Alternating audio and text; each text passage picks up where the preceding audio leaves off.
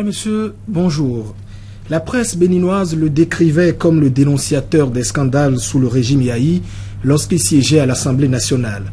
Convaincu que le salut du Bénin passait par la lutte contre la corruption, il ne ratait aucune occasion pour mettre le doigt sur les pratiques qu'il considérait contraires à la bonne gouvernance. Mais en 2011, il ne réussit pas à renouveler son siège au Parlement. C'est finalement 2015 qui lui sourira, sa candidature ayant été portée par une alliance aux dernières élections législatives dans la 24e circonscription électorale. Chers téléspectateurs, Janvier Yawedéou est notre invité de ce dimanche. Il nous dira franchement au cours de cet entretien les raisons qui ont sous-tendu son retour au Parlement, son appréciation de l'élection de Maître Adrien Humbwedji à la tête de notre institution, la deuxième du Bénin, sans oublier son regard sur la gouvernance du régime actuel. Janvier Yawedéou a-t-il perdu sa verve habituelle? Vous aurez également l'occasion de le constater. Et cette émission est retransmise en simultané sur Fraternité FM à Parakou, Djougou Kandi FM à Kandi, Dialogue FM à Banikwara et tout le réseau satellitaire de Cana 3 Monde.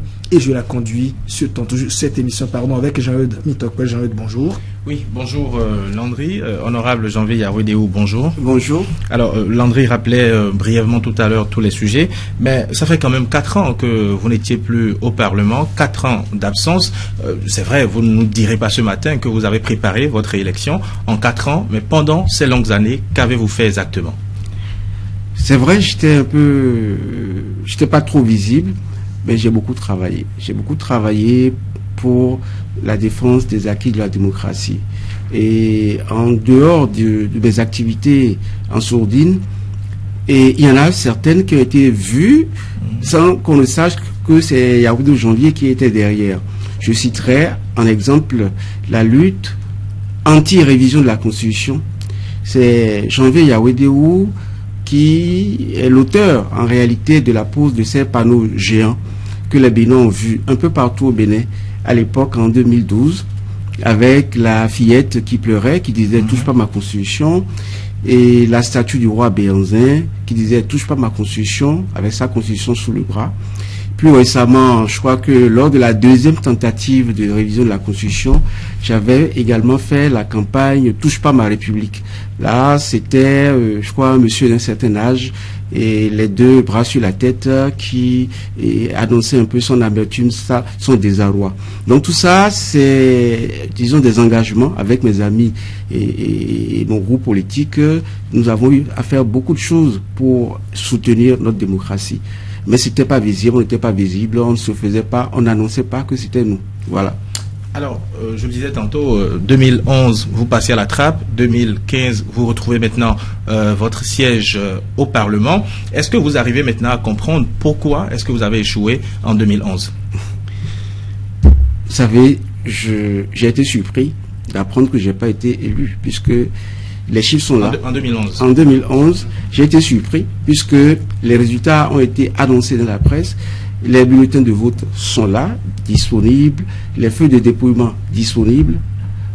On connaît les scores des différentes formations politiques en compétition. J'ai connu mon score. Et curieusement, mon nom n'est pas sorti. Et moi, je n'ai rien compris. Mais, en bon démocrate, je me suis tué et en me disant que les jours passeront et que le peuple béninois comprendra. Tout simplement. Est-ce que cet échec a été douloureux pour vous? Écoutez, c'est relativement douloureux, puisque aller aux élections, quelle que soit la nature d'élection, c'est beaucoup d'argent. Alors, lorsque vous dépensez des dizaines de millions de francs et que, lorsque vous dépensez et que vous échouez, vous n'avez pas mal, parce que vous dites, je suis incapable ou le peuple ne veut pas de moi. Mais lorsque vous avez le sentiment que le peuple vous a choisi et que par la suite votre nom ne sort pas, que votre nom est coincé dans le micro, vous avez un sentiment, disons, de dégoût presque. Mais il faut faire avec. Alors, vous semblez parler d'une victoire volée, alors qu'on sait qu'en 2007, vous étiez avec les FCBE, en 2011, vous étiez seul, et que cette année, en 2015, vous êtes parti en alliance avec la Renaissance du Bénin. Est-ce qu'il ne faut pas dire que c'est parce que vous étiez allé seul avec RP à l'époque, en 2011, que vous avez échoué? Vous savez, les alliances... Ou autrement, est-ce que ce n'est pas l'alliance qui vous a sauvé cette année? Non, pas du tout. Il faut se rapprocher de la Sénat pour lire les résultats. La zone Agony, sur les 40 000 voix que notre alliance a eues en zone Agony, je crois que la zone Agony seule a eu autour de 22 000, 23 000 voix. Donc c'est largement suffisant pour se faire élire. Et au-delà de ça, je crois Zapota, qui est dominé par la RB, a fait autour de 14 000 voix. Et sachant que même en 2011, au moment où j'étais tout seul, mon parti avait fait 4 000 voix. Ça veut dire à Zapota. Zapota, c'est pour ceux qui empruntent la voie passant par Pédécor, Porte-Nouveau, Pédécor, Corvée et tout ça. C'est là où Yaoundé a fait des marchés aux populations à l'intérieur, alimenter les populations, soulager les peines des populations avec des dons de lits, etc., etc. Donc j'ai beaucoup investi dans Zapota. Je suis très proche des populations de Zapota. Donc n'ayant même pas de candidat à Zapota, j'avais fait un très bon score. Donc dans tous les cas, avec ou sans la RB, j'aurais eu de très bons scores. Toutefois, lorsque vous allez aux élections en alliance, ça porte, disons, des intérêts réciproques pour les deux partis. Si je prends le cas de Cotonou, il y a des Cotonois qui adorent Janvier Yawédéou, qui ont voté ne sachant pas si j'étais candidat à Cotonou ou pas. Donc il y a eu forcément, disons, vous voulez dire que Réveil Patriotique a une forte base à Cotonou? Ah oui, puisque ne sachant pas si je devrais aller aux élections dans la 24e ou à Cotonou, je me suis préparé dans Cotonou. Mais il se trouve que à la dernière minute, je me suis dit qu'il valait mieux aller dans la 24e parce que quand même j'avais mes chances à Cotonou. Mais je me suis dit, il vaut mieux échouer dans la 24e plutôt que réussir à Cotonou, parce que mes adversaires politiques, en cas de réussite à Cotonou, exploiteront contre moi, comme quoi il a tellement eu peur qu'il a fui la 24e. Donc pour moi, c'était un challenge et il fallait vraiment, même si je devais échouer les armes à la main. C'est pourquoi. C'est vrai, on vous a vu sur ces genres d'entretien, disons, ici Grand Oreille, il y a bien longtemps, ce qui nous permet de revenir sur certaines questions. Que dites-vous, que répondez-vous à ceux qui pensent que peut-être votre grande veuve contre le régime aurait sans doute concouru à votre échec en 2011? C'est vrai que j'ai été parmi, je dis même pas parmi, j'ai été le premier homme politique proche du président Yaya Boni à le quitter. J'ai passé, je crois, autour de 2 ans avec le président Yaya Boni. Et lorsque j'ai constaté que, disons, les socles de notre alliance ont commencé par être rompus, quel est l'intérêt pour moi de continuer dans ce milieu où je ne me sentais plus à l'aise? Parce que nous avons promis certaines choses au peuple béninois. Nous avons promis au peuple béninois la croissance à 2 chiffres. Nous avons promis au peuple béninois combattre la corruption. Nous avons promis tellement de choses au peuple béninois que je me voyais très heureux dans cette équipe. Mais lorsque, fin 2008, début 2009, j'ai constaté que nous avons commencé par faire pire que ce que moi-même j'ai combattu pendant 10 ans face au régime du président Mathieu Kérékou. Je ne me sentais plus à l'aise dans un tel milieu. Rappelez-vous, sous le président Mathieu Kérékou, alors que j'avais des opportunités pour me faire une place au soleil à ses côtés, j'ai choisi de combattre ce régime. Dans ce cadre, vous avez vu le combat du Radio Planète dans ce pays pour la bonne gouvernance. Vous avez vu moi-même m'impliquer en écrivant des livres contre le président Mathieu Kérékou et son régime et son système. Je crois c'est les vraies couleurs du caméléon. À l'époque, c'était crépuscule d'un dictateur, je dénonçais les scandales, etc., etc. Alors, lorsque vous venez au pouvoir, c'est vrai, je ne fais pas partie de ceux qui ont proposé Yaya Boni pour être chef d'État. Parce que moi-même, j'étais candidat en 2006. Et donc, j'ai voté pour Janvier Yawédéou. Mais une fois que 75% des Béninois ont trouvé qu'il était l'homme idéal, je fais pas des 75% qui ont dit, bon, accompagnons-le. Et il se trouve que on découvre, chemin faisant, que ce n'était pas ce qu'on avait promis au peuple. Donc j'ai décidé, à mon âme et conscience. Pas très tôt, trop tôt. Mais voyez-vous, ce n'était pas très tôt, monsieur le journaliste. Ce n'était pas du tout tôt. En politique, il faut sentir. Il faut sentir les choses venir. Il faut sentir le danger venir. Et lorsque j'ai senti le danger venir, j'ai pas voulu qu'on associe le nom de Janvier Yawédéou de quelque manière que ce soit à quelque scandale que ce soit, ou que mon nom ne soit pas entaché. Donc j'ai choisi de partir. Alors, pour revenir un peu à ces élections législatives qui justement annoncent votre retour au Parlement, et élection justement, cette élection au cours de laquelle on a constaté que l'opposition avait pu rafler également beaucoup de sièges, alors qu'on disait cette opposition endormie, qu'elle ne parlait pas trop, qu'elle ne défendait pas trop, ne montait pas trop également au créneau. Qu'est-ce qui pourrait expliquer cette contradiction-là, une opposition endormie et ces résultats qu'on a justement obtenus? Je dirais que c'est un sursaut patriotique, tout simplement. Un sursaut patriotique soutenu par cette volonté du peuple béninois à dire non au système Yahi Boni. Voyez-vous, les élections législatives d'avril 2015 ont donné un signal très fort aux hommes politiques, un signal très fort du refus de ce que nous avons vécu jusque-là. Et tout homme politique qui prendrait le risque d'aller contre cette volonté populaire, sincèrement, court également le risque de ne pas revenir au Parlement. Et la situation était très tendue. Donc il était hors de question, disons, de penser à ses intérêts égoïstes face à ce qu'on avait à faire, face à ce message du peuple béninois. Donc il fallait rester soudés.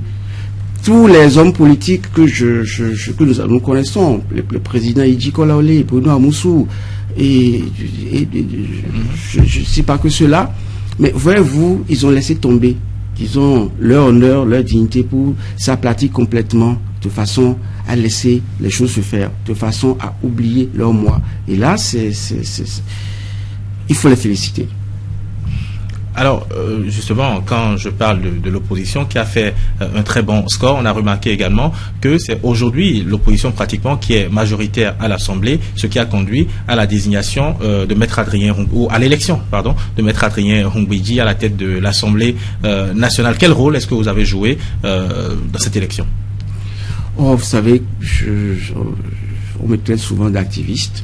Je fais partie des premières personnes à s'approcher du président Adrien Hongbeji pour lui suggérer de prendre le devant des choses. Parce que, à mon avis, c'était le meilleur candidat.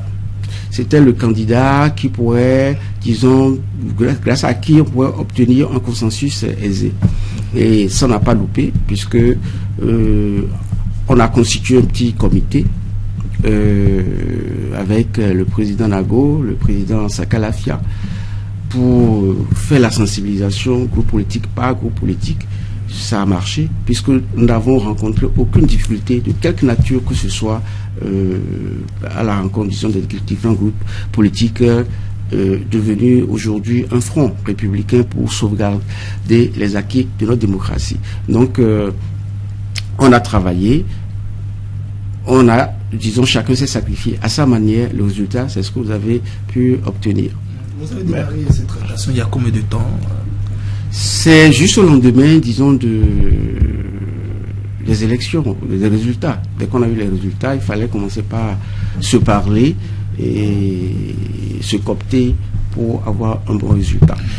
Je voudrais revenir rapidement sur quelque chose que vous avez évoqué tout à l'heure. Vous dites que Adrien Hongbeji est le meilleur candidat, mais beaucoup estiment dans l'autre camp que c'était le moindre mal parce qu'il fallait forcément mettre quelqu'un de l'opposition à la tête du perchoir. Et puis, je vous fais un petit rappel, en 2011, Adrien Hongbeji a été le candidat de l'opposition avec l'Union fait la nation. En 2015, il est porté encore par cette même opposition. Est-ce que ça ne veut pas dire, ou ça ne justifie pas la suprématie justement du PRD?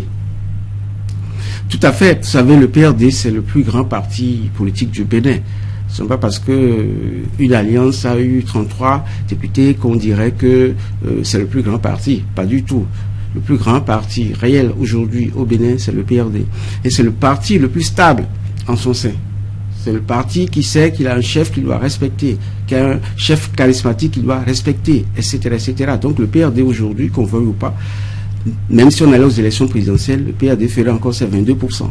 Donc, Maître Adrien Hongbeji a eu la chance d'hériter d'une zone favorable et très stable. Et aujourd'hui, c'est le plus grand parti à mes yeux. Donc, prendre appui sur un tel parti politique qui a ce profil, je pense que c'est beaucoup moins risqué que d'y aller dans un groupe où il y a beaucoup de contradictions. C'est un gros risque.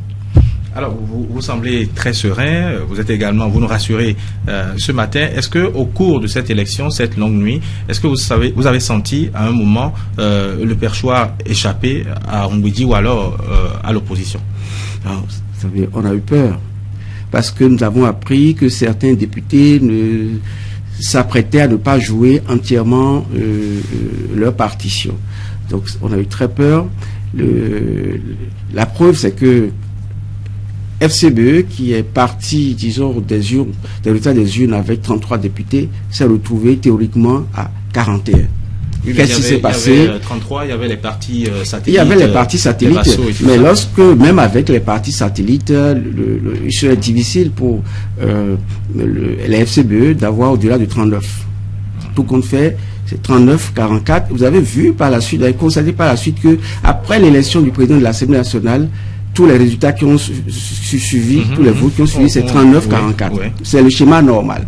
Alors, entre-temps, il y a eu, disons, des mouvements incestueux de part et d'autre. Et voilà. Mais la situation était même très grave pour l'opposition qui a loupé de très peu la chute, puisque et déjà, c'est le FCBE, le candidat de FCBE, qui est arrivé à 41 en premier. D'accord. Et régulièrement, on entendait commis, alors les cœurs battaient de l'autre côté. Alors, qu'est-ce qui se passe là? Et finalement, c'est commis qui est arrivé avec 41 en premier, au moment où Mbidji était à 40. Il ne restait que 2 bulletins non ouverts, non dépouillés. Et puis, alors là, bon, la chute était presque certaine pour nous. On lit, et on entend Mbidji, on est passé à 41. Mettez-vous à votre place dans l'hémicycle. Alors, c'était dur à supporter. Ça ressemble un peu au football lorsque les tirs de pénalty. C'est-à-dire, et on lit, c'est Mbidji. Alors, on a dû entamer, on ne sait même pas comment, l'une nationale, parce que l'émotion était forte. C'est vrai, vous envisagez 44, vous avez obtenu, disons, 42. Qui sont ceux qui ont trahi? Est-ce qu'aujourd'hui vous avez fait un peu le bilan? Non. Je vous assure qu'il y a eu des trahisons du côté de l'opposition. Il y a eu des trahisons. Nous suspectons 3 traîtres. Mais de l'autre côté aussi, je pense qu'il y a eu aussi des gens... Les FCBE ont voté pour vous? Oui, il paraît que quelqu'un aurait été traité de Judas de l'autre côté. Mais ce Judas, pour moi, je ne l'appelle pas Judas, moi je l'appelle un héros national. Mais il a refusé. Je ne sais pas de qui vous parlez. Moi, je ne sais pas de qui vous parlez, mais il paraîtrait qu'il y a quelqu'un qui aurait trahi. Mais celui-là, quel que soit le nom qu'il porte, qu'il soit béni par Dieu. Mais Jean-Pierre, on a bien suivi la conférence de presse de Masset de Souza que la FCBE accusait d'être, disons, certains journaux, j'allais dire, confirmés après, même pas la coordination du parti, mais il s'est défendu en disant, je n'ai pas du tout trahi, j'ai voté fidélité, pourquoi on me traite aujourd'hui de Judas? Mais vous dites peut-être, si c'était peut-être le cas, qu'il soit béni. Qu'il soit béni, parce que j'appelle ça la main de Dieu. Est-ce qu'il a vraiment fait? J'appelle ça la main de Dieu. J'appellerais un tel homme un héros malgré lui.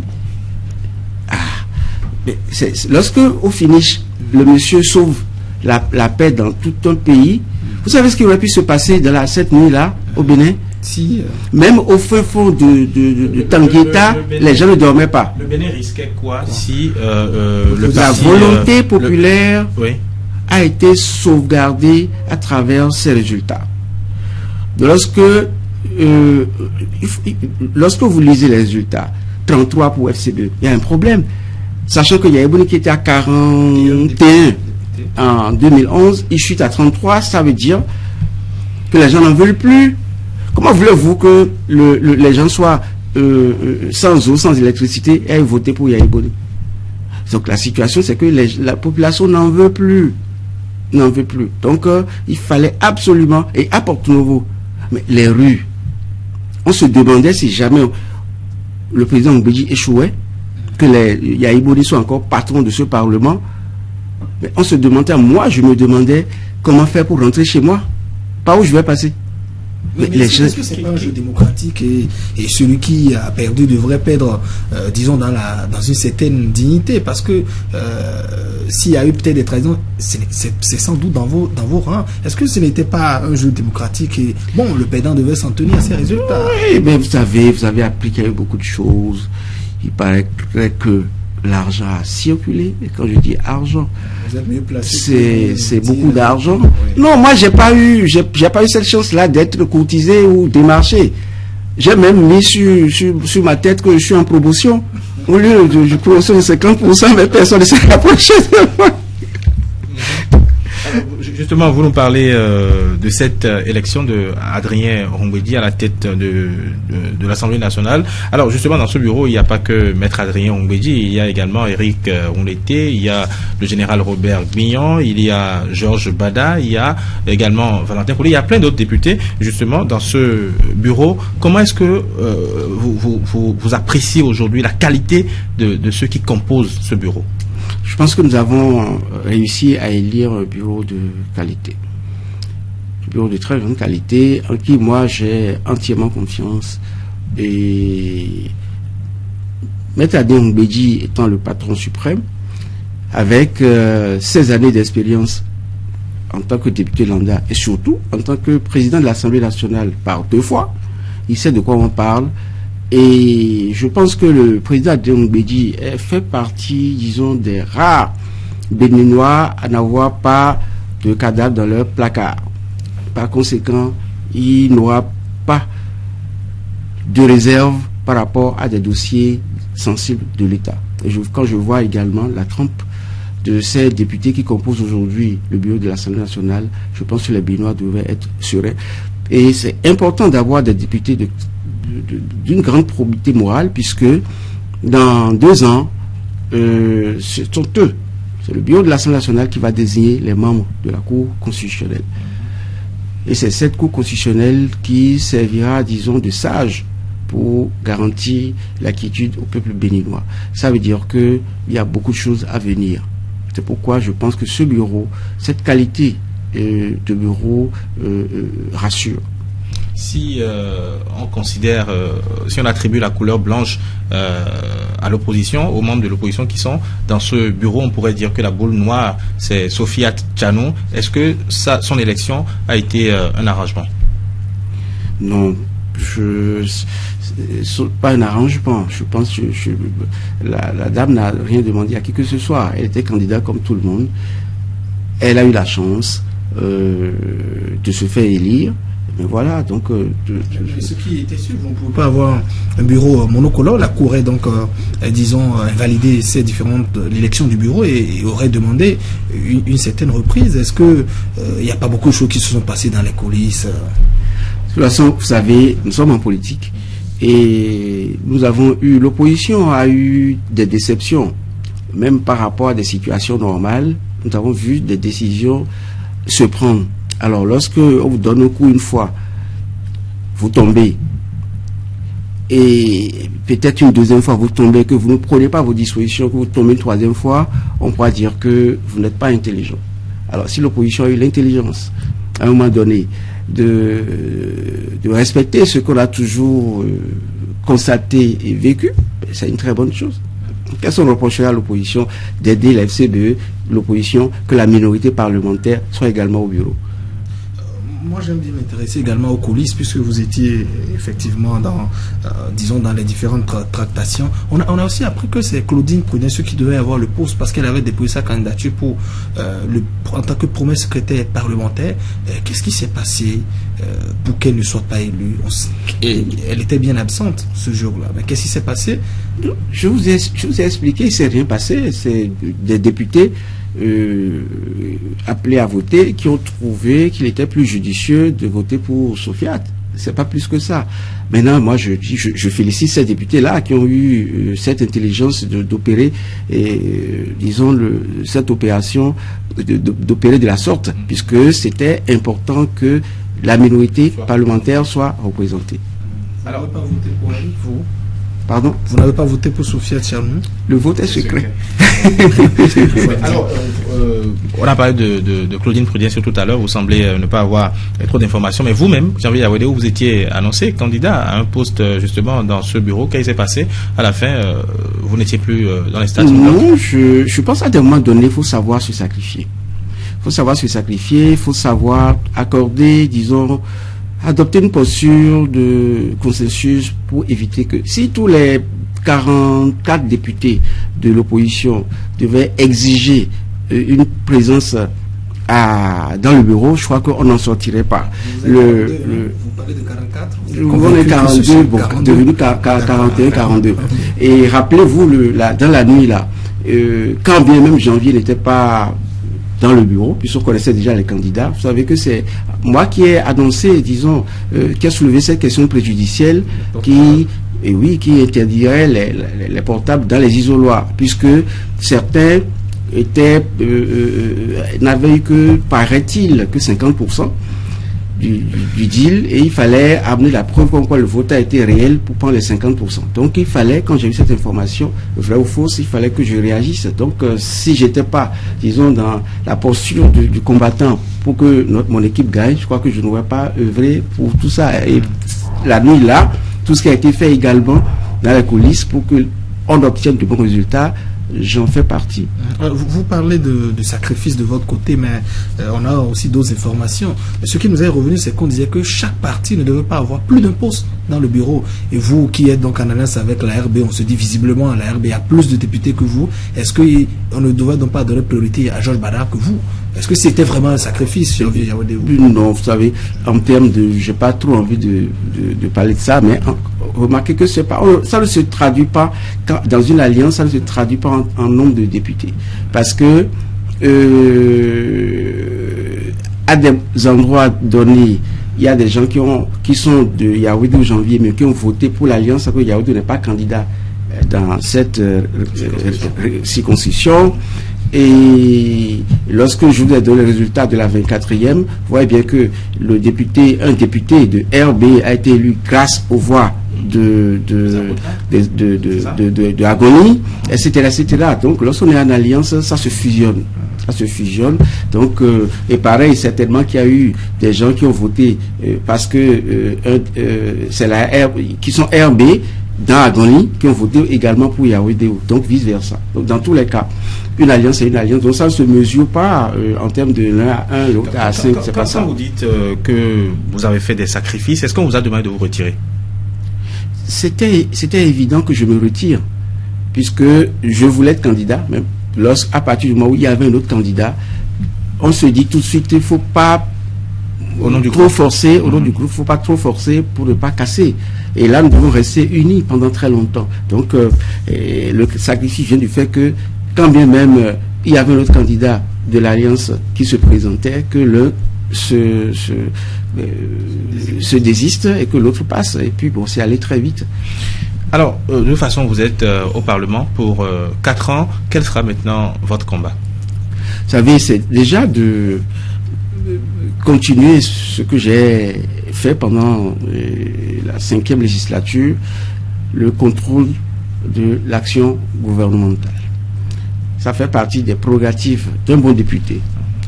Même si vous êtes député, même si l'exécutif est de votre camp, vous devez aider l'exécutif à réussir son mandat en lui demandant des comptes pour la bonne gouvernance. Et nous allons travailler sur de nouveaux chantiers, certainement de nouvelles lois, entre autres celles que nous avons promises au peuple béninois, le dossier de la transhumance par exemple, qui nuit gravement à la quiétude des populations. Donc, est-ce qu'il y aura une loi qui soit votée? Vous y pensez déjà, parce qu'il y a plusieurs années on rousasse le même sujet, mais est-ce que les députés ont envie vraiment de voter cette loi? Là, moi, Janvier Yawedeou a promis à son électorat qu'il va s'en occuper, je vais le faire. Voilà. Donc, il y a beaucoup de... Nous sommes en train de mettre en place, c'est presque fait déjà, et notre accord de législature entre donc tous ces députés et groupes politiques de l'opposition.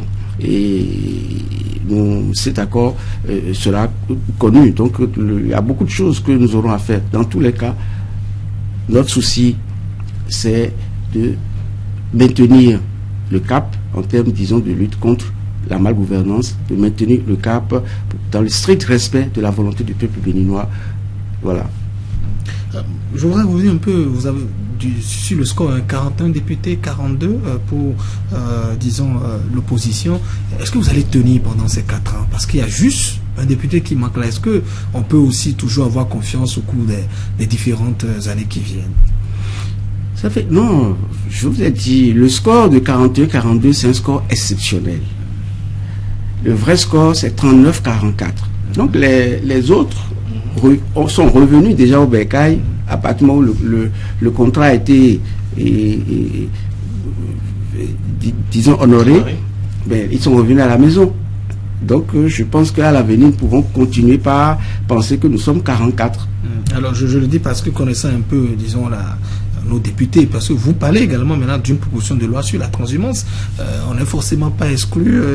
Peut-être lorsque les intérêts vont basculer, jusque les non, vous rassurez, vous savez pourquoi l'argent a autant circulé? Parce que l'intérêt était un intérêt majeur, l'intérêt de ce vote du président de l'Assemblée nationale. C'est lui qui c'est le manager. Et ça, contrôler, vous voyez un peu les enjeux, c'est-à-dire celui qui gagne le perchoir, contrôle le bureau de l'Assemblée nationale, tout ce qu'il aura à faire. C'est lui qui tient, celui qui tient l'Assemblée nationale, c'est lui qui tient le pays en réalité. Donc, tous les efforts ont été faits de 1000 manières pour qu'il en soit ainsi.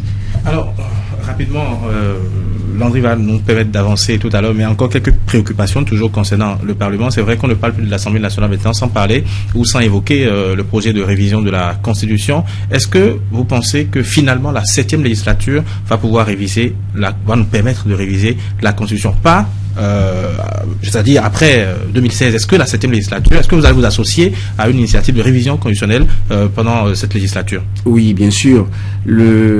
Après Yahi, après 2016, je pense que ce serait bien qu'au début du premier mandat d'un nouveau président, on puisse envisager la chose. Le risque n'est pas grand en ce moment-là. Qu'est-ce qu'on va toucher? Parce que vous savez, quand on parle de révision de la Constitution, les yeux sont braqués. Vous le refusez, vous voulez faire, vous Moi, c'est une révision opportuniste. Nous refusons une révision opportuniste de la Constitution. Parce que dès lors que des éléments de la Constitution sont touchés, il faut passer à une nouvelle république. Et le président sortant peut se prévaloir d'une nouvelle république pour redevenir candidat dans une nouvelle république pour un nouveau mandat. C'est ce qu'on voulait éviter. C'est-à-dire qu'aujourd'hui, ou alors il y a quelques mois, tout le débat qui a été fait ne concernait pas véritablement le fond du projet qui a été présenté par l'équipe gouvernementale ou par les FCBE et consorts. Est-ce à dire qu'on pourrait reprendre le même test, ou alors le même test pratiquement, et passer au vote?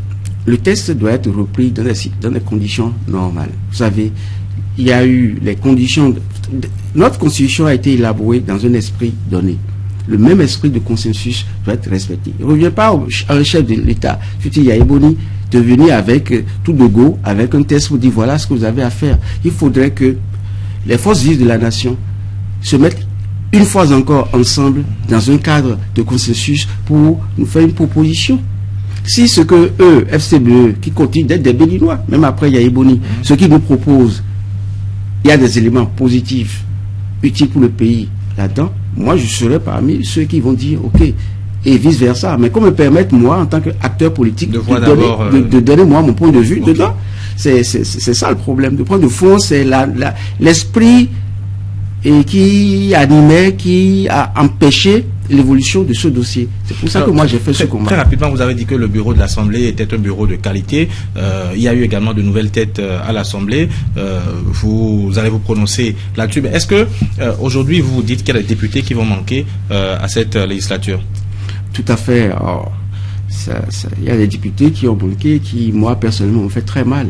Il y en a beaucoup. Je citerai entre autres et Lazare Serwitor, et surtout Saka Fikara. C'est des honorables députés qui vont manquer au Parlement, ça c'est sûr. Et Elena Holokeke? Oh, Holokeke, oui, bon, vous savez, pendant un moment, quand même elle est professionnellement compétente, elle est restée FCBE pendant très longtemps, donc elle n'a pas mené le combat à mes yeux. D'accord, je vais changer de sujet, mais toujours sur la question de la révision de la Constitution. Est-ce que vous rassurez les Béninois que l'âge et puis le mandat ne sera pas touché éventuellement? Parce que c'est une question brûlante là. Quand on évoque cette question, il y a les yeux qui sont braqués. Vous avez dit, on peut envisager une révision consensuelle, mais est-ce que dans les propositions au début du prochain mandat, est-ce que il y aura toujours, disons, ces formes qui ne vont pas être touchées? Ah oui, ça, je ferai toujours partie de ceux qui vont défendre ces acquis. Le nombre de mandats et l'âge. Il faut absolument respecter, que ce soit préservé, ces deux éléments, disons, qui sont, disons, c'est le socle de notre Constitution. Il ne faut pas toucher à des éléments du genre. Mais tout ce qui pourrait contribuer à améliorer la gouvernance au Bénin, à punir véritablement les corrompus et autres, c'est des éléments importants pour notre pays. D'accord. Alors nous avons parlé de l'élection de Maître Adrien Mbouili, nous allons donc changer de sujet. On se rappelle, il y a quelques années au Parlement, votre combat c'était donc contre la malgouvernance. Aujourd'hui le régime finit, disons, dans 10 mois pratiquement, le régime Yahi. Quel est votre regard, quelle appréciation faites-vous de la gouvernance actuelle? Alors, vous savez, la gouvernance sous Yahi Boni, je pense que c'est la pire que notre pays ait connue. Est-ce que c'est pas trop fort les objectifs que vous avancez? Non, pas du tout. La preuve, la résultante de tous ces scandales que les Béninois ont vécu, des scandales et à la perle. Vous avez bien vu les conséquences. Aujourd'hui, le Béninois n'a plus d'eau. Le Béninois n'a plus d'électricité. Le Béninois n'a plus d'essence. Et le Béninois n'a même plus d'argent. L'argent du Béninois s'est évaporé. L'épargne populaire disparu. Nous avons vendu nos champs, vendu nos maisons, vendu nos terrains et tout ça, et on se retrouve aujourd'hui sans rien. On n'a même plus l'eau pour boire. Et en pleine ville, comme Cotonou, il n'y a pas d'eau à boire. Et l'argent des Blancs pour aider les couches rurales à avoir l'eau, c'est volé. Quand vous dites qu'il n'y a plus d'eau à boire, c'est comme si on coupait l'eau 2-3 jours alors que ce n'est que quelques heures et que ça revient après. C'est pas quelques heures. Vous en avez eu? Je ne sais pas si dans quelle zone vous vous trouvez, que je vienne louer chez vous, dans votre zone. Ça fait pour ce qui est de ma zone où j'habite, ça fait des semaines, il n'y a pas d'eau. Et c'est pareil dans plusieurs localités du pays. Quelle est cette zone pour être plus précis? Mais dans la zone de Saint-Rita, il n'y a pas d'eau. Et l'électricité est coupée chez moi à Covet depuis 5 jours. Et ce n'est pas du délestage, on donne un peu, on en remet. Non, pendant 5 jours, il n'y a pas une lueur de courant. La situation, elle est malsaine. Et vous voyez ce qui se passe aujourd'hui, comme je le disais tantôt, c'est vraiment la résultante, disons, d'une malgouvernance qui est criarde, qui démontre l'amateurisme dans la gestion du pouvoir d'État depuis 10 ans, qui montre le pilotage à vue depuis 10 ans dans notre pays. C'est ça qui donne les résultats tristes que vous voyez. Je vais vous citer, disons, un petit exemple. Vous savez, à l'avènement du président Yahi Boni, j'ai passé quelques mois avec lui. J'ai passé, je crois, autour de 6 mois à la présidence de la République comme conseiller. Et pour le peu de temps que j'ai passé, je me suis fixé un objectif. Comment faire pour améliorer l'économie béninoise? Et sur ce registre, je me suis dit qu'il fallait exploiter la proximité du Bénin avec le Nigeria. Puisque j'ai eu le sentiment que c'est une chance pour nous que d'être proche du Nigeria. Et j'ai proposé aussi au président Yahi Boni l'organisation d'un forum. Justement, c'était en février 2007? C'était en février 2007. Et il fallait le concept de ce forum, c'était quoi? Notre pays devrait devenir, disons, une place privilégiée où on devrait penser à aborder, disons, une forme d'industrialisation. Et le concept que j'ai proposé au président Yahya Boni, c'était, disons, d'exploiter donc le Nigeria. Demander aux Nigérians de délocaliser leurs entreprises, donc de venir s'installer au Bénin, produire au Bénin, les industries, produire au Bénin et revendre chez eux. Et tout ce faisant, ils profiteraient également, disons, du marché de l'Interland, c'est-à-dire le marché donc, de la zone. Et donc l'un dans l'autre, les Nigérians devaient être contents. Donc, faire venir des investisseurs nigériens venir s'installer au Bénin.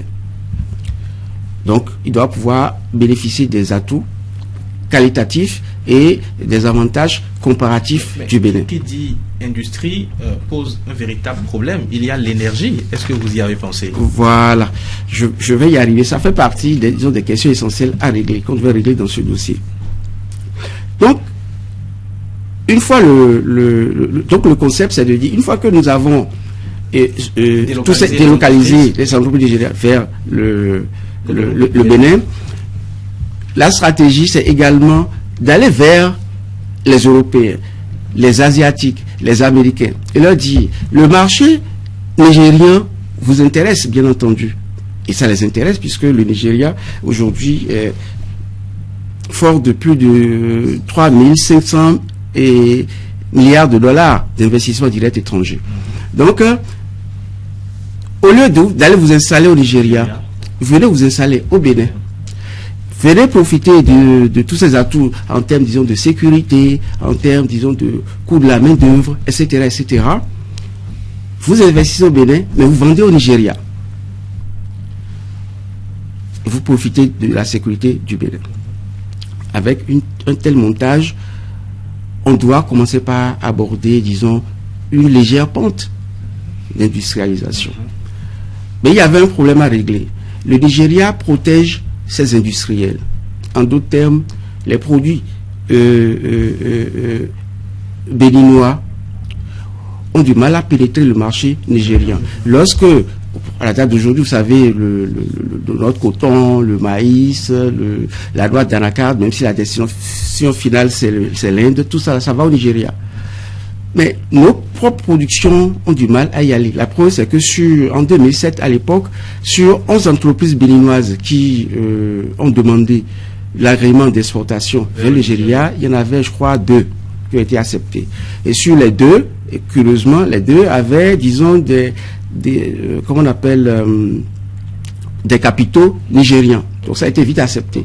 Mais par contre, si on mettait en place, disons, une forme de partenariat, gagnant-gagnant entre les deux pays, on n'aura plus du mal à assurer donc ce transfert Nigeria-Bénin. J'ai expliqué tout ce schéma au président Yahya Boni, qui était d'accord. J'ai eu le soutien également du président Obasanjo. Et avant même que ce forum ne soit organisé, le président Faure et Yassingbe a pris cela et a dit, ben, ça m'intéresse votre histoire là. Le président ghanéen aussi s'est intéressé à ça et nous avons mis en place donc ce qu'on a appelé la zone d'alliance de coprospérité SACOP. On a tenu un premier sommet à Abuja, c'était le 8 février 2007 et on a défini donc les clauses du partenariat et les secteurs intéressés. Parmi ces secteurs, il y avait l'énergie par exemple.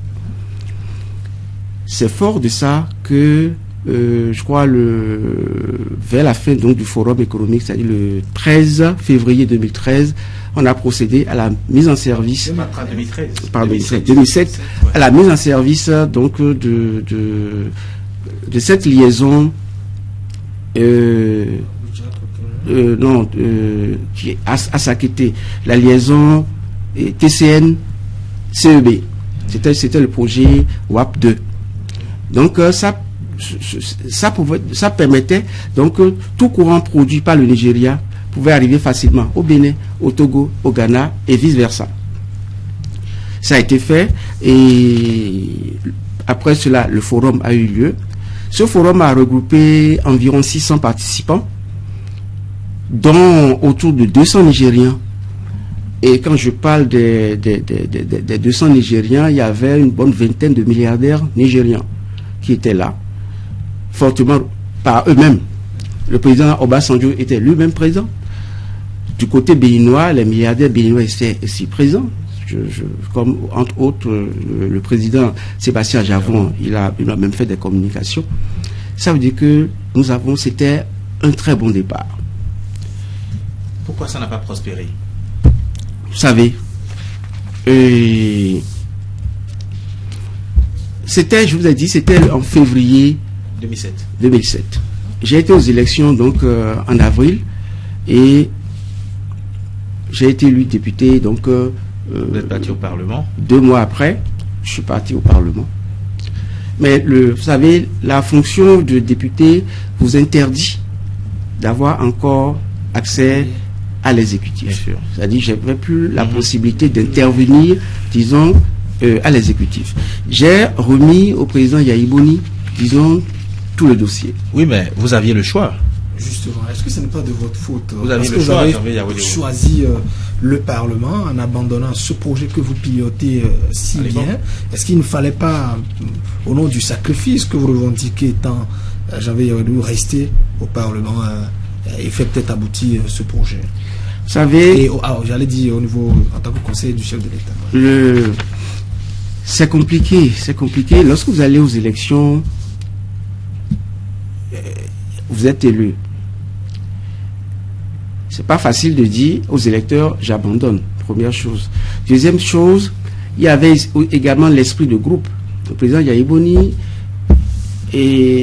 a pensé que je serais plus utile au pays, au Parlement plutôt qu'à l'exécutif. Troisièmement, vous savez également que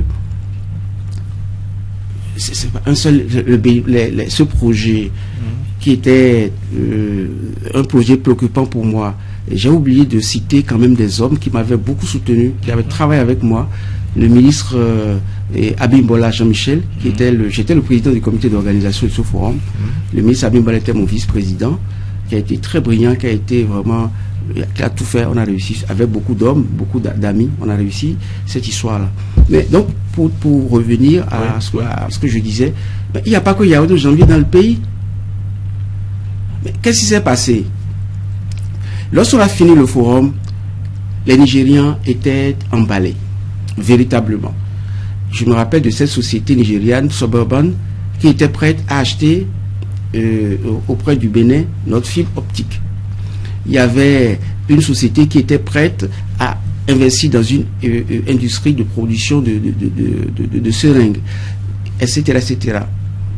Beaucoup d'autres, comme Glo, comme ceux qui ont racheté Continental Bank, etc.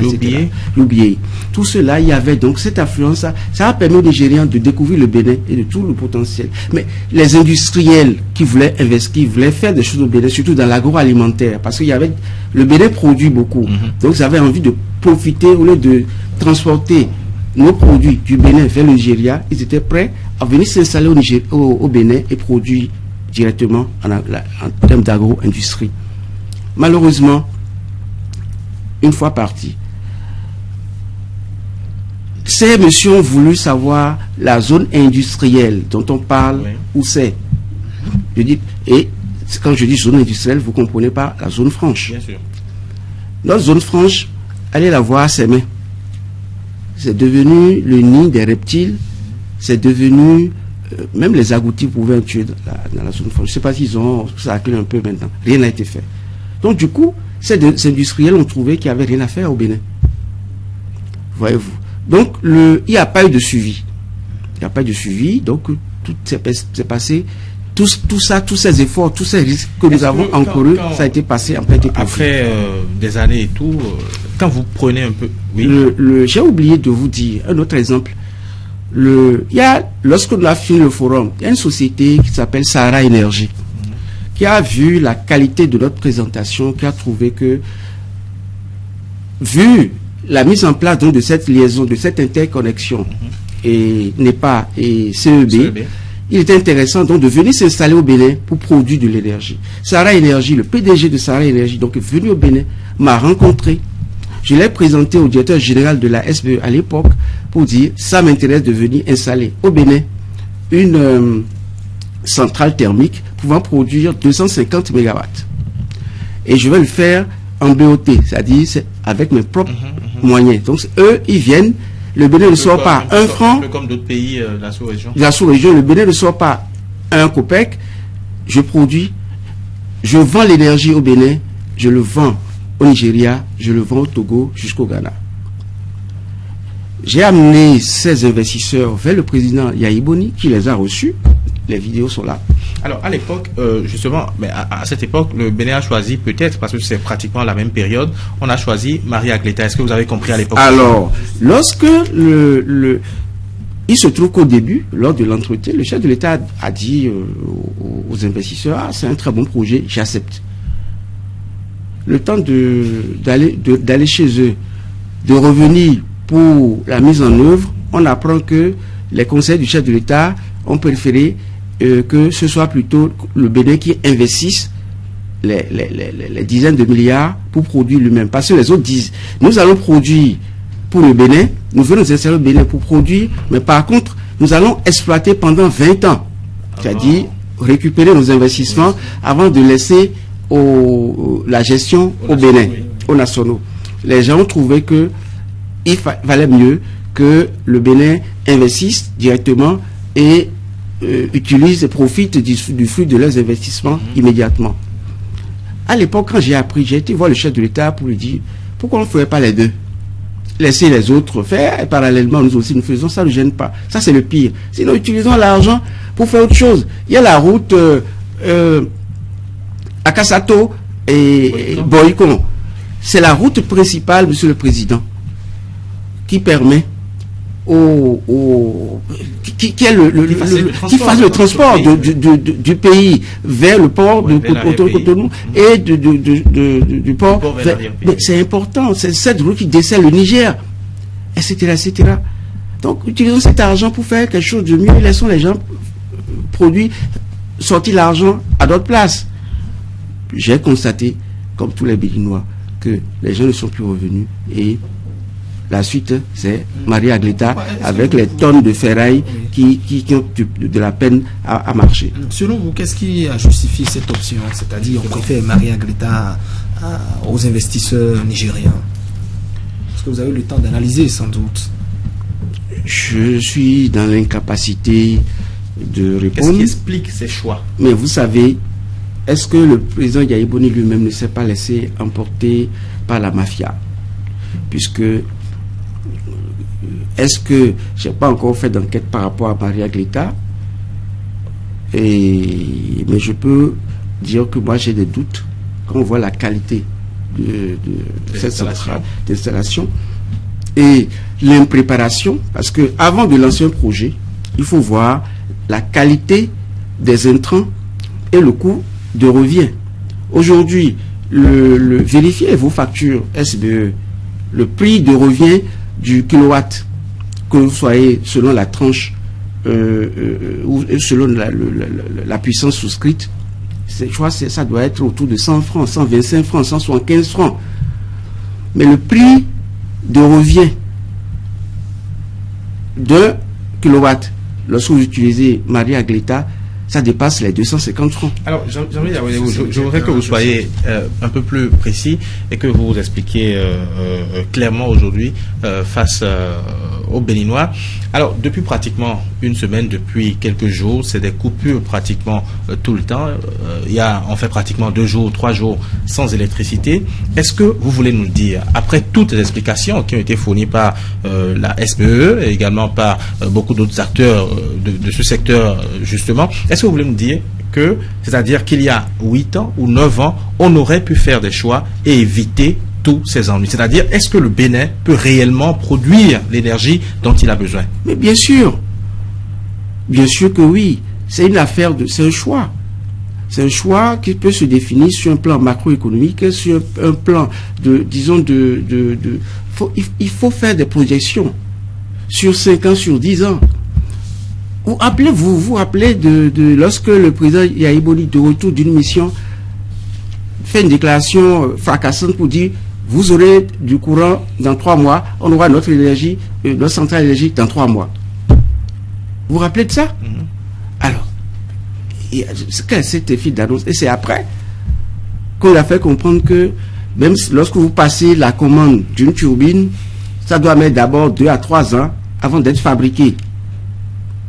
Et l'installation. Donc, ce n'est pas un projet qu'il faut mettre en œuvre dans la précipitation avec des effets d'annonce fracassantes. Non, non, non. Il faudrait définir des projets, des priorités. L'énergie est une priorité. Vous imaginez lorsque vous rentrez chez vous le soir après une journée de fatigue et au moment où vous vous apprêtez à faire la révision avec vos enfants, paf, le courant est coupé. Et vous n'avez même pas de l'essence pour mettre dans le groupe électrogène. Ça veut dire quoi? Vous revenez à la bougie, à la lanterne. Je vous raconte un truc. C'est un vieux qui est allé chez moi, à côté de chez moi, qui est allé chez le coiffeur. Il était à moitié rasé lorsque le courant est coupé. Le courant est coupé et qu'est-ce qu'il restait à faire? Voilà qu'il était pressé de sortir. Alors, moi, j'ai vu sa voiture pas loin de chez le coiffeur. Je partais lorsque je dis donc, Fofo, qu'est-ce que tu fais ici? Il dit, ben, je suis devenu Caleta. Il ne pouvait pas sortir. Il a dû attendre qu'on ait acheté un rasoir manuel pour pouvoir s'en sortir. Alors, Jean-Louis Abreu, parlons justement de tous ces projets qu'on pourrait mettre en œuvre au Bénin pour pouvoir amorcer quand même le développement. Au début de ce débat, après mettons 10-15 minutes, vous avez employé un terme qu'on entendait beaucoup en 2006. Vous avez parlé de la croissance à 2 chiffres. On a beaucoup entendu ça en 2006, on a beaucoup entendu ça au cours du premier quinquennat, mais au fil des années, on n'entendait plus du tout cette croissance à 2 chiffres. Est-ce que c'était simplement un slogan? Vous étiez en 2006, vous avez fait 2 ans pratiquement avec Boni Yahi. Alors, ça contenait exactement quoi? Qu'est-ce que ça contenait? C'était quoi le contenu de ce qui était dit tout le temps, cette croissance à 2 chiffres? Vous savez, en 2006, à l'avènement du président Yahi Boni, lorsque je me suis associé à lui, je me disais intérieurement que même si au finish, on n'était pas en mesure de préparer un futur très beau à nos enfants, que nous devions au moins être en mesure de préparer nos enfants à un futur meilleur. J'y croyais. Lorsqu'on parle de croissance à 2 chiffres, j'étais pas au cœur du système. Je crois que ceux qui étaient, et je crois que c'est les Koupaki, c'est les banquiers, c'est ceux-là. Yahi Boni s'est fait entourer, disons, de banquiers. C'est la première fois. C'était rassurant. Il était, tu vois, mon paquet, Marcel de Souza, Idriss Daouda, Agassi, Yahi Boni lui-même, Pascal Koupaki. Ça fait que tous ces cadres, disons, rompus. Tous ces cadres, est-ce que vous avez des éléments aujourd'hui? Vous allez répondre à la question, mais est-ce que vous avez des éléments aujourd'hui qui prouvent que ces cadres n'ont pas fait le travail? Ils n'ont pas fait le travail. C'est évident qu'ils n'ont pas fait le travail. Parce que ils sont coupables du malheur du peuple béninois aujourd'hui. Ils sont coupables de l'échec de Yahi Boni. Pourquoi? Lorsque vous êtes dans un système que ça se passe mal, vous démissionnez. Si vous ne voulez pas être comptable, vous démissionnez. Janvier Yaoundé a démissionné après moins de 2 ans du système. Alors, vous ne pouvez pas rester avec le monsieur pendant 8 ans, 9 ans, venir dire gaillardement que vous parlez mais qu'il ne vous écoutez pas. Si vous parlez et qu'il ne vous écoute pas, vous démissionnez. C'est ça qui montre que vous êtes de bonne foi. Alors, ils sont responsables de ce qui nous est arrivé. Peut-être que ces personnes restaient pour nous éviter la débâcle. Quelle débâcle? Lorsque mais à défaut, disons, de démissionner, si vous tenez, vous accrochez solidement à votre chaise, que vous n'avez pas envie, vous ne comptez pas bénéficier du système, en ce moment, vous venez dire à la télévision ce que vous avez proposé au chef de l'État, ce qu'il n'a pas été en mesure de faire, et pourquoi ça se passe ainsi. Mais il faut communiquer. Est-ce que c'est facile ce que vous Mais c'est facile, c'est très facile. Si ça a été facile pour moi... Vous étiez au Parlement avant de pouvoir partir, j'ai envie de dire, vous aviez j'étais- l'immunité parlementaire, j'étais- vous étiez branche, sur une autre branche. J'étais- Ah ouais, ils étaient dans l'exécutif. J'étais au Parlement, certes, mais vous savez, à des moments donnés, il faut avoir le courage d'opérer des choix citoyens. J'étais au Parlement, si vous voulez qu'on parle, je vous donne un exemple très simple. Au Parlement, le projet de l'EPI était arrivé, rappelez-vous, je suis informaticien professionnel. J'étais le coordonnateur des députés FCBE à l'Assemblée nationale. La LEPI, financée par les partenaires au développement, annonçait, disons, des milliards, des dizaines de milliards à gérer. Coordonnateur des députés FCBE, avec tous ses atouts, informaticien en plus, j'avais des chances d'être le président devant gérer de la commission, devant gérer la LEPI. Et pourtant, j'ai critiqué, j'ai trouvé que ce n'était pas bon, ce n'était pas faisable.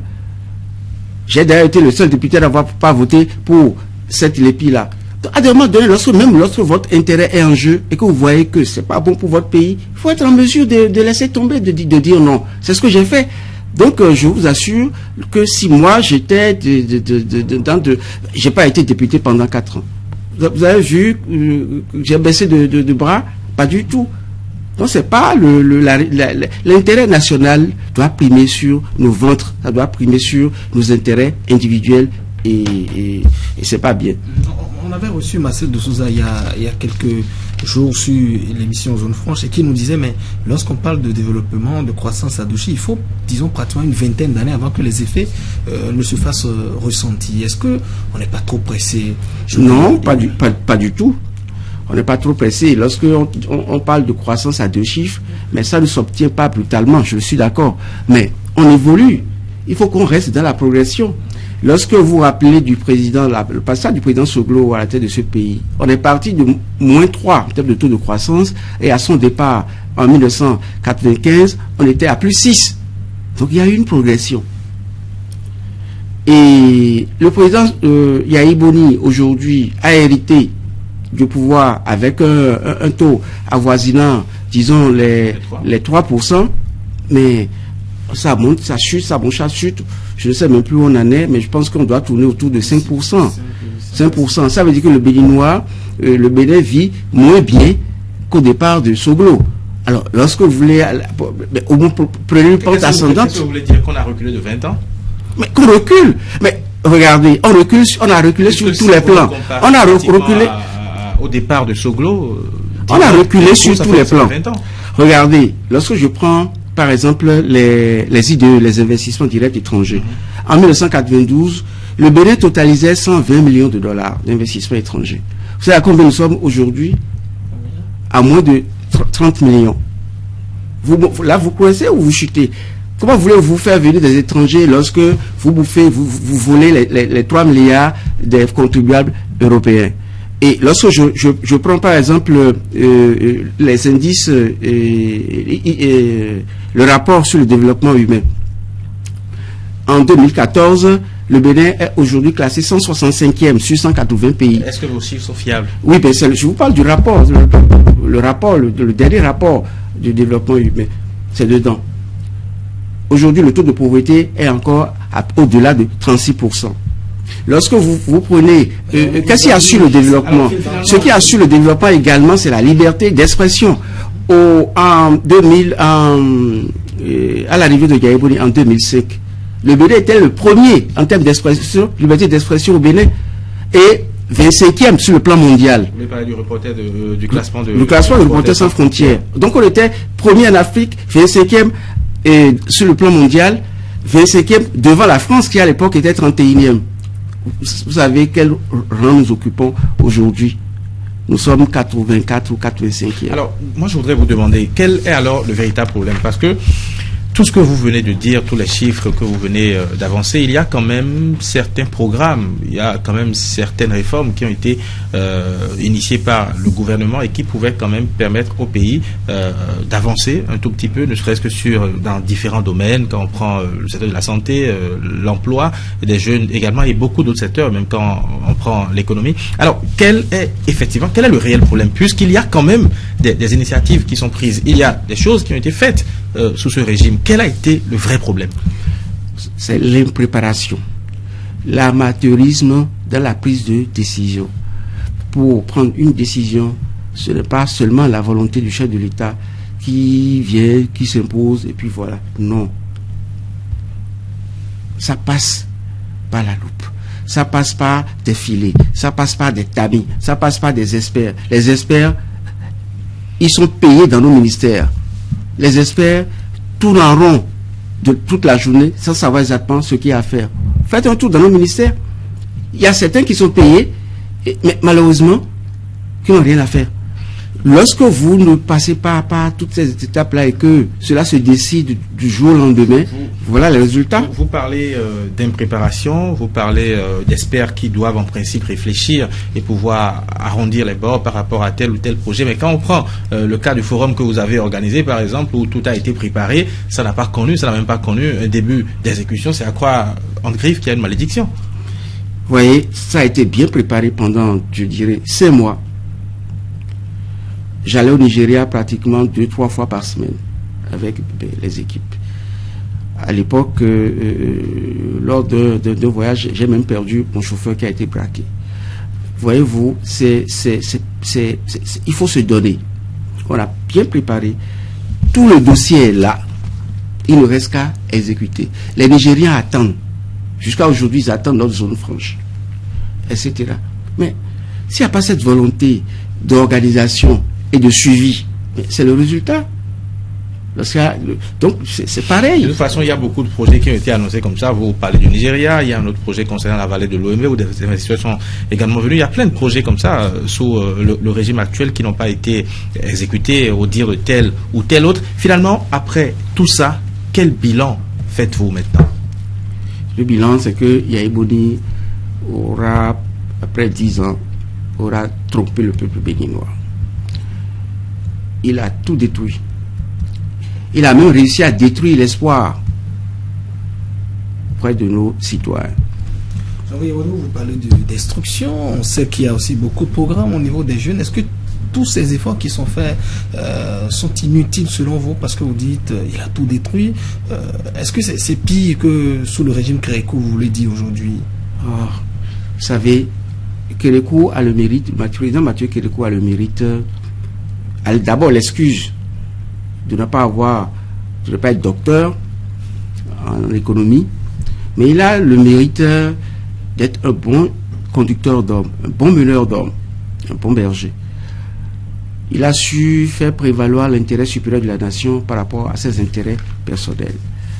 Et c'est vrai, il n'a pas été brillant en termes de gestion économique. Ce que nous avons vécu aujourd'hui, c'est que c'est pire. C'est pire, et ce, sur tous les plans. La gestion économique est, disons, une gestion dont le résultat est une économie totalement mise en lambeaux. En termes de gestion des hommes, c'est la première fois depuis très longtemps, depuis plus de 25 ans, que nous avons entendu parler, disons, de Béninois qui ont fui leur pays, persécutés, pourchassés par le régime en place. Nous avons vu une justice qui n'est pas respectée, des décisions de justice qui se refusent d'être exécutées. Nous avons aujourd'hui une jeunesse qui compte aujourd'hui plus de 2 millions de sans-emploi, une jeunesse qualifiée, plus de 2 millions sans emploi, etc. On dit que le taux de chômage au Bénin tourne autour de 5% et de sous-emploi. Vous dites 2 millions sur les... Vous savez, il faut voir la réalité. Si le président Yahi Boni peut nous expliquer le nombre réel d'emplois créés, et les emplois créés avec les noms de ces on pourrait le croire. selon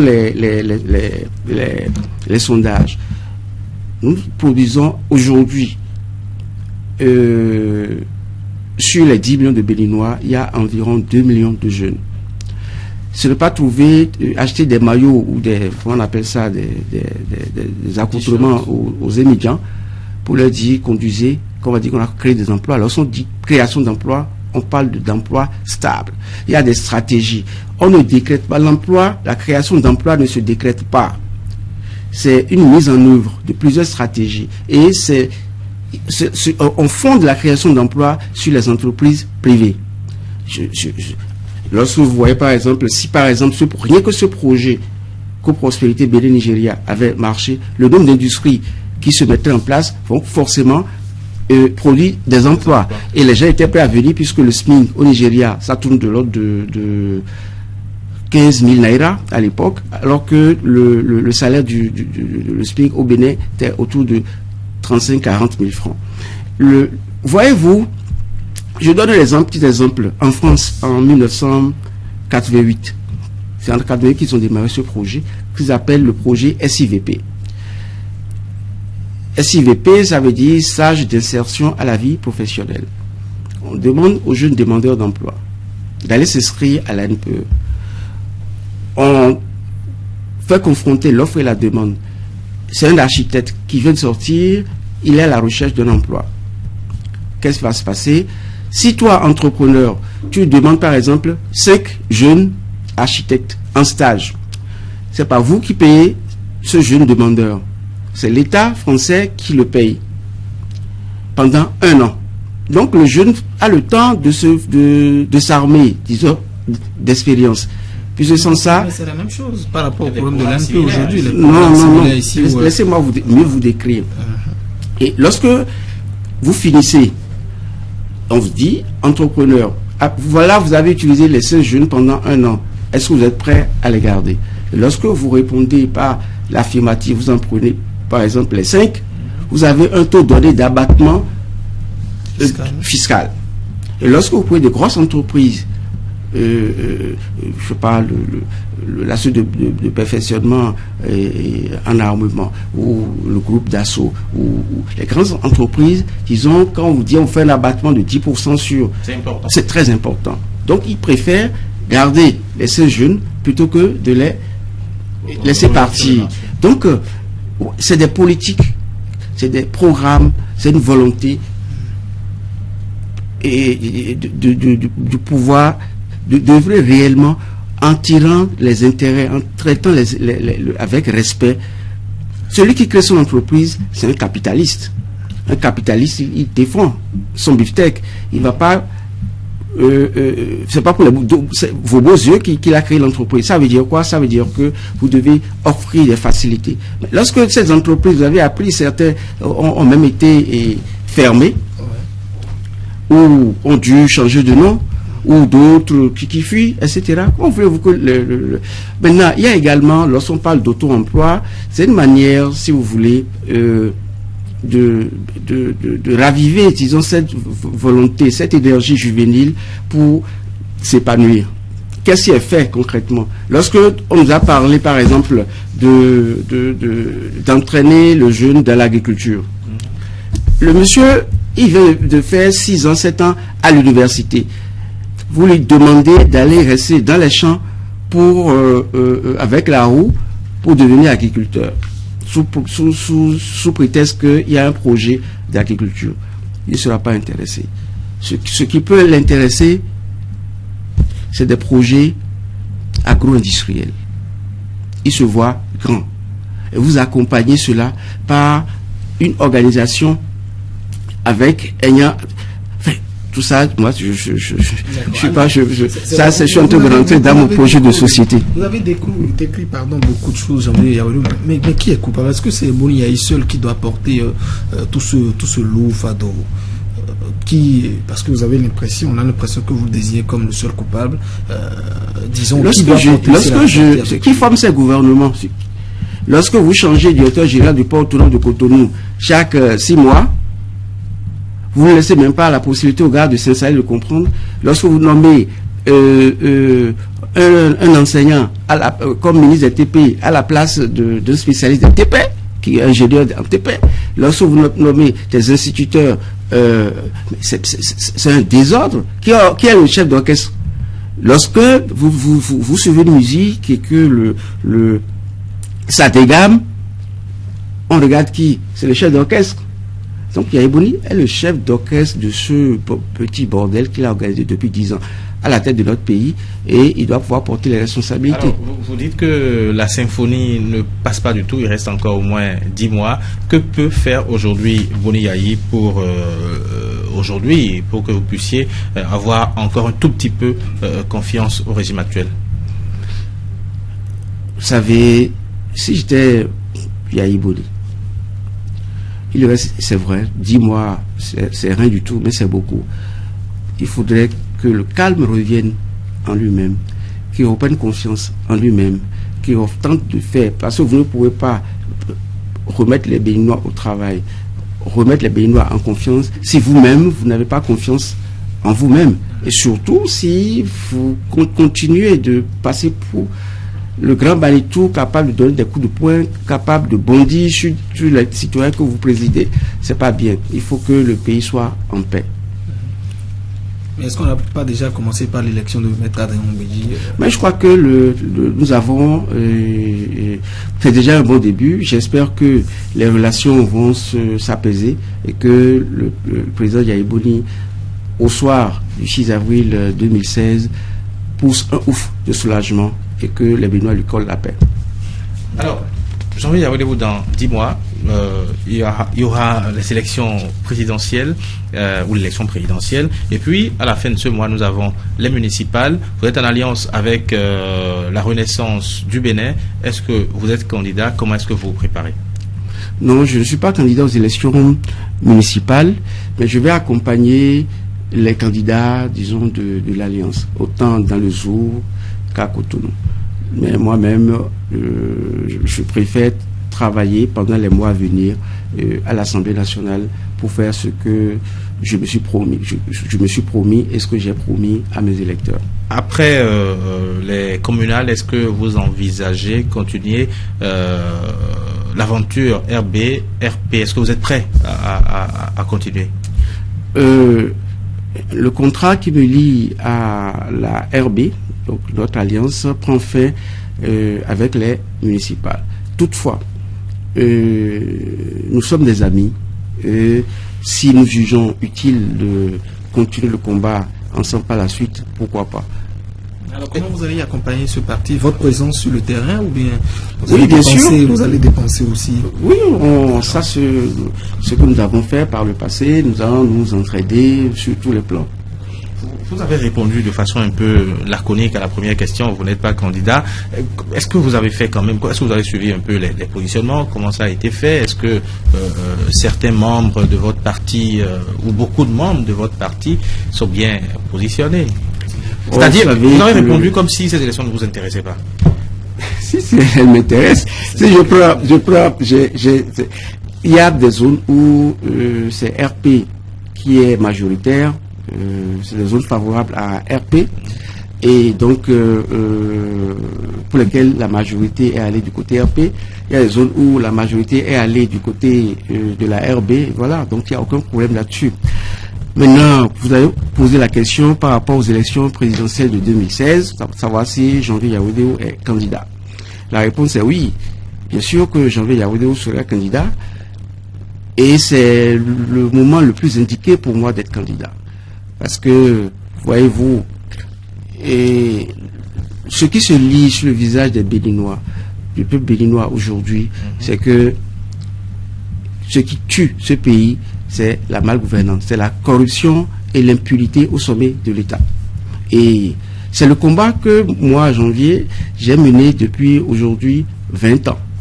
Alors, parmi les candidats qui répondent à ce critère, disons, du peuple béninois, un homme capable d'arrêter la saignée, un homme capable de redonner de l'espoir à la jeunesse, un homme capable d'arrêter la saignée économique, je pense que j'ai le profil, donc je compte bien et me battre en 2016. Et comme disait Roosevelt.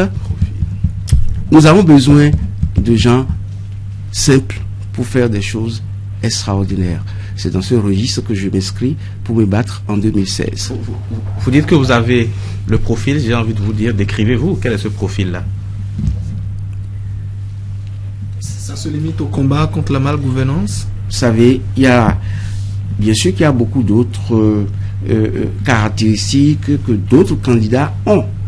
Je dis un peu le niveau intellectuel et un tout petit peu quand même,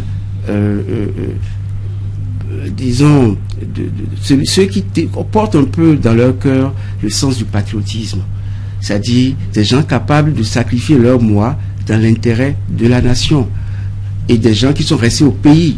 Ce n'est pas à la veille des élections que des gens totalement inconnus du grand public débarquent avec beaucoup d'argent et se disent candidats pour faire le bonheur d'un peuple qu'ils ne connaissent même pas. Mais si la constitution de l'ULE...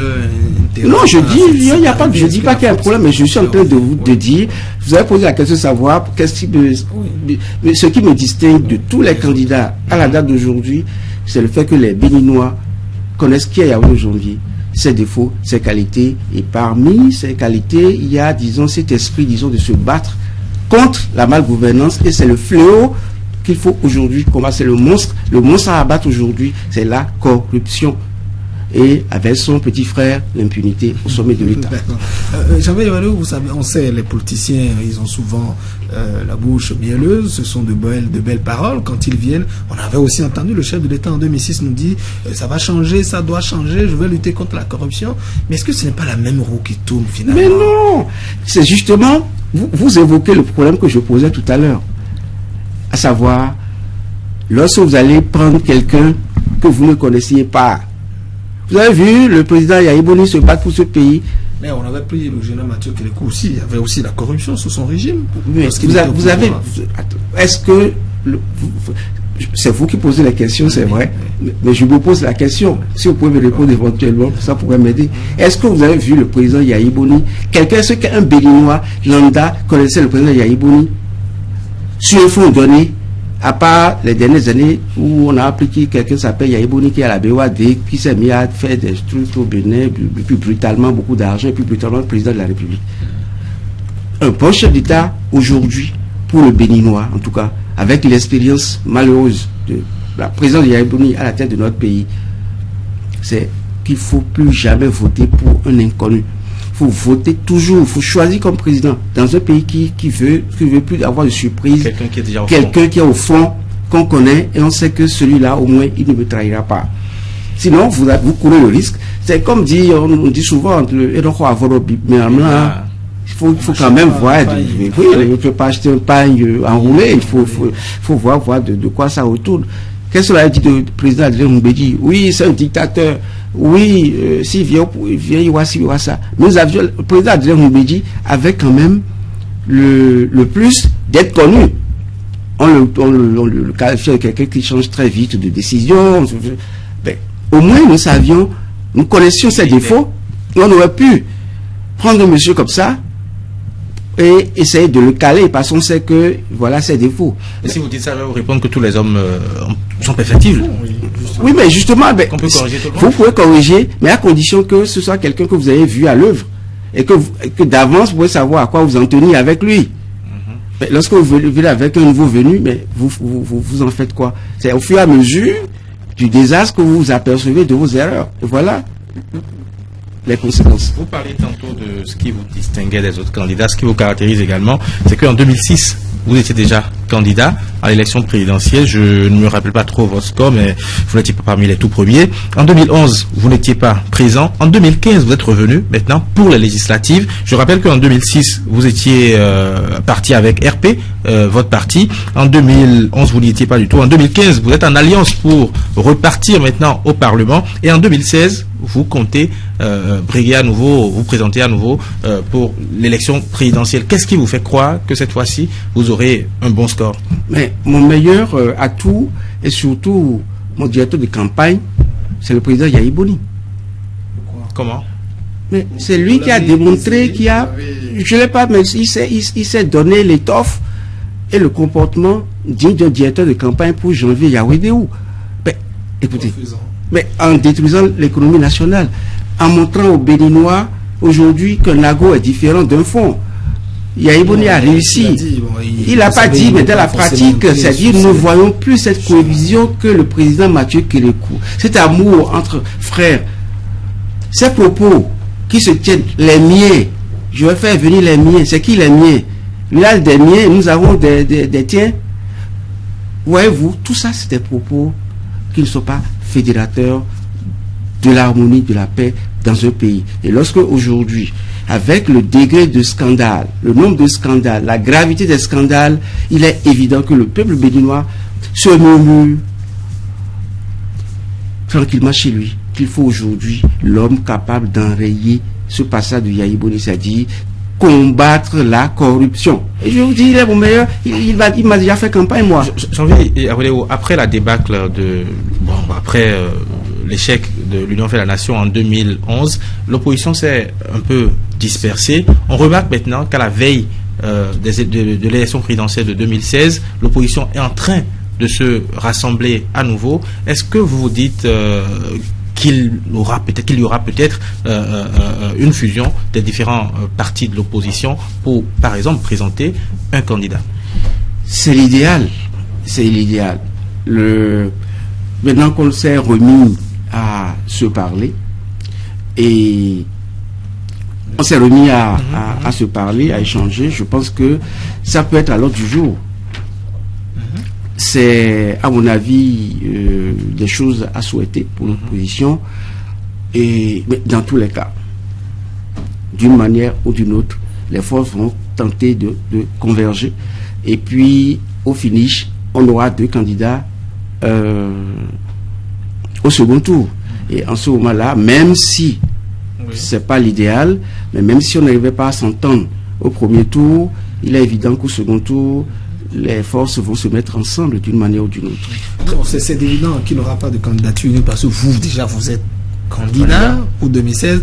On a déjà aussi plusieurs autres qui sont Eric Mbete qui annonce aussi, plusieurs autres, Emmanuel Golou aussi, qui même s'il n'est pas actuellement au Parlement, il y a plusieurs candidats. Est-ce que en l'état actuel, l'opposition peut gagner en 2016 si tant est qu'elle souhaite exercer le pouvoir d'État? Mais vous savez, il ne faut pas non plus décourager toutes les candidatures. Nous avons tenté cette expérience en 2011 avec la candidature unique. Vous avez vu le désastre. Il faut encourager peut-être quelques 2, 3 candidatures, pas plus. Et de l'opposition. De toutes les façons, il y aura des candidats qui forcément seront dans le starting block et des candidats qui ne feront pas un grand score. Alors, très rapidement, c'est vrai que vous serez en compétition également, mais à côté de vous, il y a également d'autres candidats connus déjà. Il y a par exemple Pascal René Koupaki qui sera candidat, il y a le Victor Tokpan qui sera candidat, il y a le général Guian qui sera candidat, il y a le général Amoussou qui sera candidat. Alors, quand vous regardez un peu ces différentes personnalités qui sont par ailleurs, parmi ces personnalités, il y a des amis, vous avez des amis. Alors, quand vous les regardez un peu, est-ce que ces gens-là peuvent redresser le Bénin et est-ce qu'on a de la qualité? Je suis mal placé pour faire campagne à qui que ce soit. Je fais campagne pour moi. Si la campagne n'est pas ouverte. Mais je dis, le Bénin regorge de valeurs. Et tous ces candidats sont totalement valables. Le plus important, et je continue de le penser, c'est ceux qui auront, en dehors des diplômes et tout, c'est ceux qui auront la capacité, disons, d'éviter le réseau Yaïboni et de pouvoir combattre réellement la corruption. Le fléau qui a gangréné le Bénin depuis 20 ans, aujourd'hui, c'est la corruption. Et il faudrait que, même grand technicien qu'il soit, il faudrait qu'il comprenne que il y a un travail à faire, nous avons du travail à faire et qu'on doit remettre les Béninois au travail. Jean-Louis Awadéo, on a entendu en 2011 l'opposition crier tous ces scandales sous le régime Yahi. Il est revenu par un chaos. Ici, son dauphin, en 2016 aussi, gagnait l'élection. Vous savez, les peuples ont toujours les dirigeants qu'ils méritent.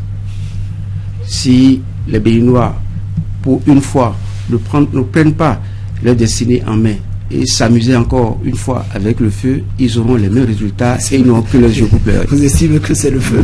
On n'a été jamais brûlé depuis voilà, quelques années. Depuis un quinquennat, Janvier Yaoulou. Alors on est, disons, pratiquement à la fin de cette émission. Comment vous envisagez, disons, le Bénin après 2016, avant que vous ne puissiez donc conclure? Moi, je pense que l'espoir est permis. L'espoir est encore permis, et surtout si c'est l'opposition qui prenait le pouvoir, et l'opposition véritable qui prenait le pouvoir avec d'autres hommes, l'espoir est permis. Je pense que nous pouvons, disons, terminer cette émission sur un ton d'espoir, et j'appelle le peuple à la sérénité, et en se disant, cette jeunesse qui peine à manger, cette jeunesse sans emploi, qu'on se dise au effort, il faudrait que l'avenir soit radieux. Donc espérons. Merci à vous, Janvier Yaoudéo. Je rappelle que vous êtes donc député élu en 2015, revenu au Parlement grâce à l'alliance RB-RP dans la 24e circonscription électorale. Vous étiez donc notre invité sur cette émission de Zone Franche. Vous avez tenté d'expliquer les raisons qui vous ont donc amené au Parlement, la victoire de Maître Adrien Oubedji au Perchois, un peu les coulisses, ce qui s'est beaucoup passé. Vous continuez de dénoncer la gouvernance sous Yahi. Vous dites que c'est la corruption qui, disons, est le fléau essentiel qui nous amène dans cet état avec son petit frère. L'impunité, ce sont les mots que vous avez donc utilisés. On retient également que vous n'êtes pas candidat au municipal, mais plutôt à la présidentielle de 2016. Vous estimez que c'est vous qui serez le meilleur atout pour le Bénin, histoire de pouvoir gagner. Et au-delà de tout, malgré toutes les mauvaises votes, vous estimez qu'il y a espoir et qu'on peut corriger les choses. Merci à vous d'avoir été notre invité. Merci. Chers téléspectateurs, ce sera donc tout pour votre émission Zone Franche. À la semaine prochaine.